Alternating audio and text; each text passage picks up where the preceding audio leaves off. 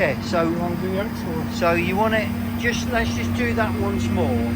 So if you want to wind that in just a little bit closer in your Z, so you want your hand wheel mode again. Yep. And then just wind it in. Got to hold your yellow button all the while. That's it. Wind it in a little bit closer. Yep. Now hold in the yellow button. Switch to the jog mode. Yep. And then when you depress the Z, you'll see it start moving on the display. Yep. And that will come in. You can touch the tool, the probe, and then move away. And that's the job. Oh, so that's done. Yep.